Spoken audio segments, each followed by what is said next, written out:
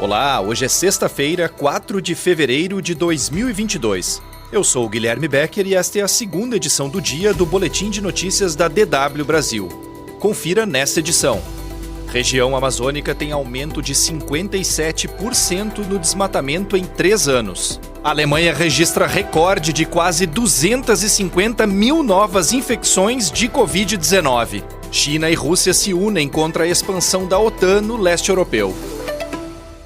Um estudo divulgado pelo Instituto de Pesquisa Ambiental da Amazônia, o IPAM, aponta que o desmatamento na região amazônica foi 57% maior no período entre 2019 e 2021, em comparação ao período entre 2015 e 2018. Desmatamento acima de 2 dígitos, ou seja, acima dos 10 mil quilômetros quadrados destruídos por ano, não ocorria desde 2008. Conforme o levantamento, o Pará segue na liderança entre os estados com mais áreas florestais destruídas desde 2017. Nos 3 últimos anos, o Pará concentrou 43% do desmatamento do bioma, seguido por Amazonas, Mato Grosso e Rondônia. Acre, Roraima, Maranhão, Amapá e Tocantins também registraram desmatamentos. As terras indígenas tiveram alta de 153% no desmatamento entre 2019 e 2021. Conforme o estudo, ao menos 51% do desmatamento do último triênio ocorreu em terras públicas, principalmente em áreas de domínio federal. O IPAM atribui a devastação a uma série de causas, entre elas o enfraquecimento dos órgãos de fiscalização, a redução de ações de combate ao desmatamento e de controle de atividades ilegais em áreas verdes, além da falta de punição a crimes ambientais. A Alemanha bateu um novo recorde de infecções de coronavírus nesta sexta-feira. Segundo o Instituto Robert Koch, a agência estatal para a prevenção e controle de doenças no país, foram registrados mais de 248 mil novos casos de Covid-19 apenas nas últimas 24 horas. Os altos números de contágio pela doença coincidem com o momento em que a Alemanha discute o relaxamento das medidas restritivas, impostas pelo governo federal e pelos estados para contenção do vírus. O mesmo é discutido em outros países europeus. A França, Irlanda e Reino Unido, por exemplo, anunciaram que devem diminuir as restrições contra o coronavírus, apesar do aumento do número de infecções. O caso mais emblemático é o da Dinamarca, onde desde a última terça-feira o uso de máscara em locais fechados deixou de ser obrigatório.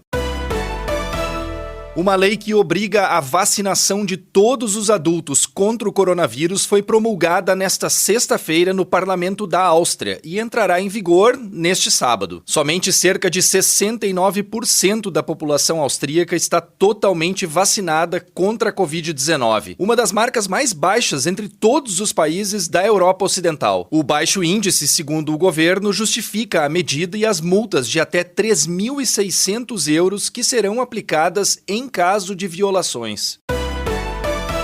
Após um encontro nesta sexta-feira em Pequim, o presidente russo Vladimir Putin e o chinês Xi Jinping demonstraram união frente ao Ocidente, principalmente contra uma expansão da Organização do Tratado do Atlântico Norte, a OTAN, no leste europeu. Desta forma, China e Rússia desafiam a influência global dos Estados Unidos, que lideram a OTAN. Em uma declaração conjunta, os dois países afirmaram que a nova relação é superior a qualquer aliança militar da era da Guerra Fria. Os Estados Unidos e a OTAN estimam que mais de 100 mil soldados russos estejam estacionados perto da fronteira com a Ucrânia, o que tem gerado temores de uma invasão. A Rússia, por outro lado, nega a intenção de invadir a Ucrânia, mas exige garantias de segurança por parte da OTAN. Fundada em 1949 em Bruxelas, na Bélgica, a OTAN é uma aliança intergovernamental comandada pelos Estados Unidos e composta por 30 países, a maioria deles europeus. A principal prerrogativa do grupo é defender os territórios parceiros em caso de agressões militares causadas por terceiros.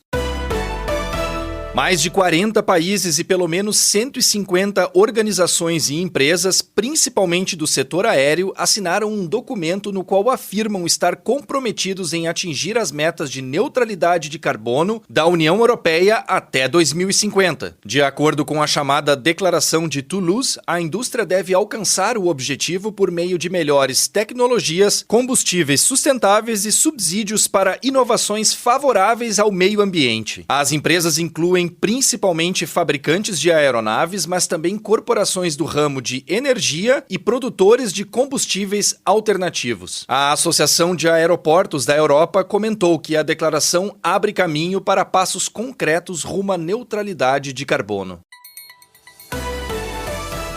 Mais notícias você encontra no nosso site. Acesse dw.com/Brasil.